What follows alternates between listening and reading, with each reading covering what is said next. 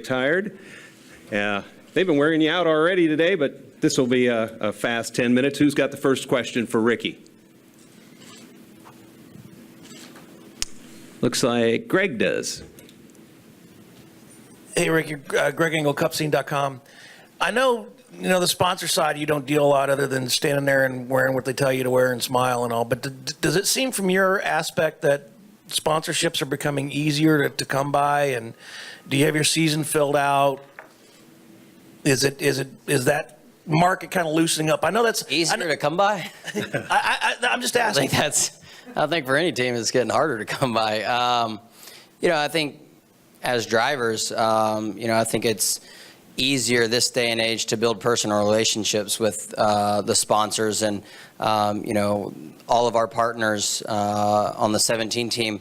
I've got great relationships with off the racetrack, and obviously we want to do a better job for them on the racetrack, but we do a ton as drivers off the racetrack to make their sponsorship worth it of our race team. And so I definitely would say I don't know one team that would say it was getting easier to come by, but it's a lot of hard work put into it. I'm flying up to Fastenal tomorrow morning and there for a couple days, and do the same thing with all our other partners. So it's a lot of work put in off the racetrack, but it's just something that you got to do. Got 1, 2 here. We'll get to Bob. They're ready for you. We'll get our people running. There you go. You're up. Kenny Bruce with NASCAR.com. Ricky, I don't know if you've been to the shop much or anything during the off season, but have you noticed any difference with Roush Fenway Racing scaling back to 2 teams from 3?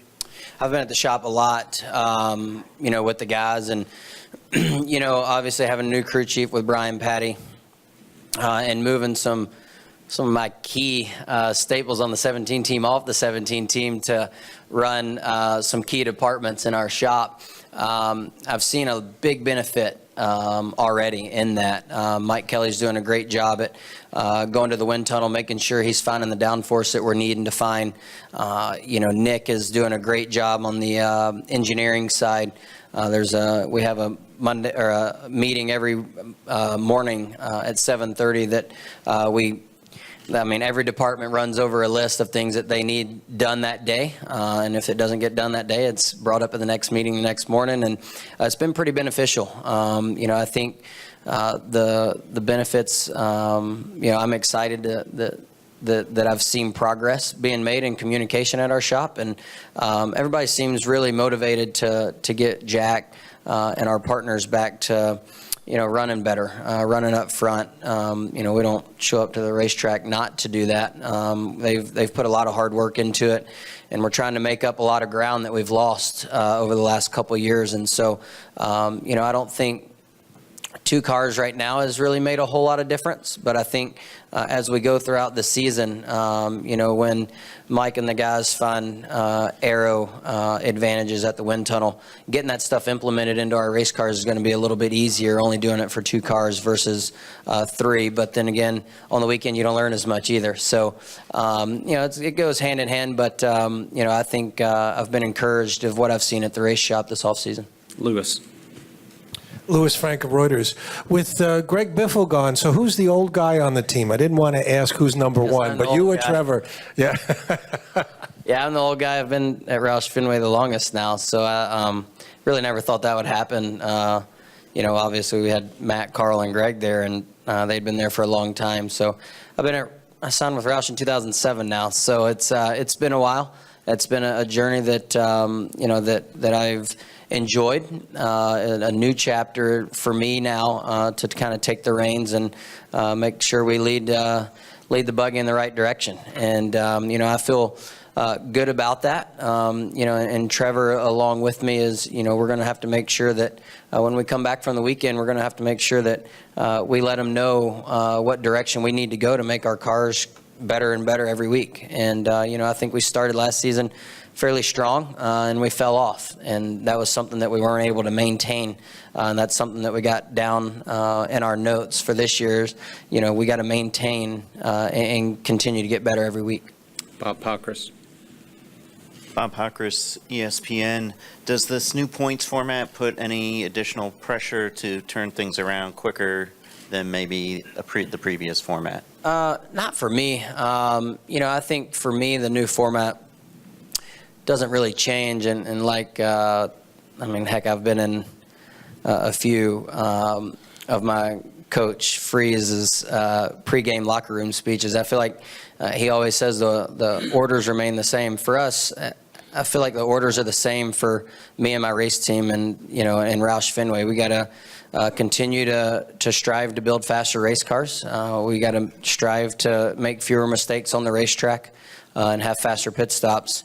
Now the thing that's going to change, I guess, for us is, crew chiefs, the way they want to call the race and how aggressive they want to be and, at different points of the race. And for me, it's, whatever Brian Patty tells me he wants to do, I'm good with it. And I'm going to go drive as hard as I can. And whether it be try to win segments or, just get the best possible finish we can. But, I think scoring points in those segments is going to be pretty beneficial. McFadden. Daniel McFadden with NBC Sports. What will be your lasting memory of having Greg Biffle as your teammate, whether it was on track or off track? Greg, he was one that I wish he could have been in some of our meetings that we had. I know some people listen to him on the radio and he can flip out, but I mean, he was always very engaged, of the feedback that he gave.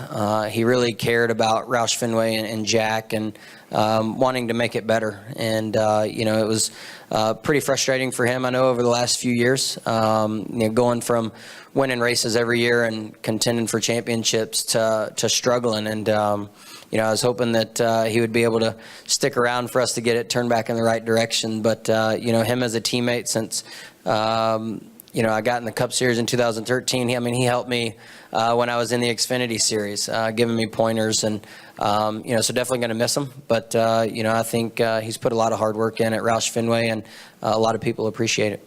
Chris. Chris Knight, CatchFence.com. Ricky, you and Trevor both ran one Xfinity race last year, but both had really good results with top 5 finishes. Did that help you guys' confidence on Sundays, and is it something that we could see more of in 2017? I'd love to do it. I don't see it happening right now. That was kind of a one-off thing that Sunny Delight wanted to do. So I don't really see it happening. I've requested it to happen, but I don't see it happening. Sponsors aren't easy to come by to do that. But no, I do think it helps confidence a little bit, getting back, in our Xfinity cars that I feel are still capable of running strong, but it gives you a little bit more confidence that if we can get our Cup cars where they need to be, we can go out and race with the same guys that are racing on Saturdays as well. Tyler Burnett, Motor Racing Network. Did you have a good time in Tulsa, and do you have any midget plans this year? Had a great time at Tulsa. We didn't win. I'm still looking for the first Chili Bowl win, but we competed strong and felt like we had a good showing. Our whole Clausen Marshall racing team was very strong and put on a good show, I felt like, for Brian and all his fans that were there that wanted to see us do well. That's something I always look forward to in the off season. I don't have any. Tim Clausen just sent me the USAC midget schedule. I'm looking at that to see what races I can make. So I don't have any as of yet. Right now, the first dirt thing I plan on doing is probably there's an ASCS race at Texas Motor Speedway the same weekend that we run. So looking at putting a car together to do that. Barry Richmond. Final question. Barry Richmond, Piedmont Broadcasting Corporation. Just sort of picking up on what you were just saying, coming to Martinsville this year under the lights, what are your thoughts about yet another night race, but something that's more in line of bullpen Saturday night racing? Well, I hope the lights will help change my results at Martinsville. I haven't completed many laps at Martinsville, so maybe the lights will help that. I've struggled a lot at Martinsville. It's something that I know that if we want to get better as a team. I got to get better at Martinsville, and we got to get our cars better there.